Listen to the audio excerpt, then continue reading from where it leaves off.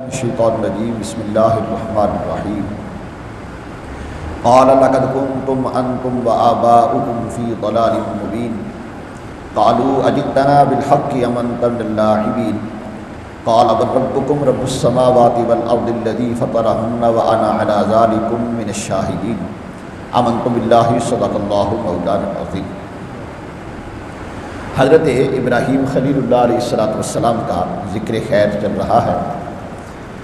آپ نے اپنی قوم کو بت پرستی سے روکا اور کہا کہ یہ مورتیاں جن کے آگے تم چوکڑی مار کے بیٹھتے ہو اور عبادت کرتے ہو ان کو چھوڑ دو۔ تو وہ کہنے لگے ہمارے باپ دادا یہی کرتے چلے آئے ہیں۔ تو آپ نے ارشاد فرمایا لقد کنتم انتم وآباؤکم فی ضلال مبین، تم اور تمہارے باپ دادا یہ کھلی گمراہی میں تھے، غلط راستے پہ چل رہے تھے۔ اور یہ نہیں کہ اکثریت اگر غلط راستے پہ چلتی ہے تو اسی کو بنایا جائے، نہیں، حق کو دیکھا جائے۔ اگر حق کی طرف بلانے والا ایک بھی ہے، دلیل اس کے پاس ہے، تو اس دلیل کو دیکھا جائے۔ آپ نے اللہ وحدہ لا شریک کے اس سارے نظام کائنات کو چلانے کی دلیل پیش کی۔ اب فرمایا وہ ذات ہے جس نے ساری کائنات کو پیدا کیا، اس کی عبادت کرو، نہ یہ کہ بت پرستی کرو۔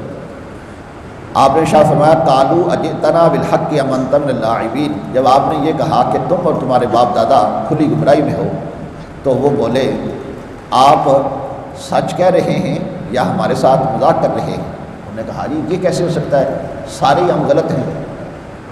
تو آپ نے فرمایا قال بل ربکم رب السماوات والارض الذی فطرہن وانا علی ذلکم من الشاہدین، کہا بلکہ تمہارا رب وہ ہے جو رب ہے آسمانوں اور زمین کا، الذی فطرہن، جس نے زمین اور آسمان کو پیدا کیا ہے، جو ساتوں زمینوں اور ساتوں آسمانوں کا مالک ہے اور خالق ہے، وہ اس لائق ہے کہ اس کے آگے سجدہ کیا جائے، اس کے آگے اپنی پیشانی کو جھکایا جائے، نہ یہ کہ جن کو تم خود بناؤ اپنے ہاتھوں سے اور ان کے آگے جھکو۔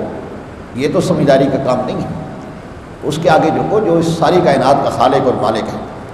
وَأَنَا عَلَىٰ ذَلِكُم مِّنَ الشَّاهِدِينَ، اور فرمایا میں اس پر گواہ ہوں کہ اللہ وحدہ لا شریک ہے اور اس وحدہ لا شریک کی میں گواہی دیتا ہوں۔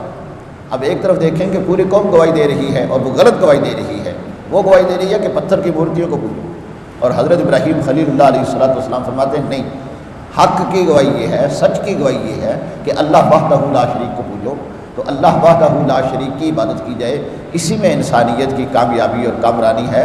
تو گویا کہ حضرت ابراہیم خلیل اللہ علیہ السلام نے یہ سبق دیا کہ اگر ایک طرف بہت سارے لوگ ہوں اور دوسری طرف حق اور سچ کہنے والا ایک ہی بندہ ہو تو آپ بہت ساروں کو نہ دیکھیں، یہ دیکھیں کہ حق کون کہہ رہا ہے، سچ کون کہہ رہا ہے۔ جو سچ کا ساتھ دیتا ہے وہی کامیاب و کامران ہوتا ہے۔ امام حسین رضی اللہ تعالیٰ عنہ، آپ کے جو افراد تھے آپ کے ساتھ تعلق دار تھے اور یزید کے خلاف متسلط پیکار اٹھنے والے، وہ چند افراد تھے، اور ایک طرف یزید کی پوری فوج تھی، اس کا اقتدار تھا، اس کی حکومت تھی۔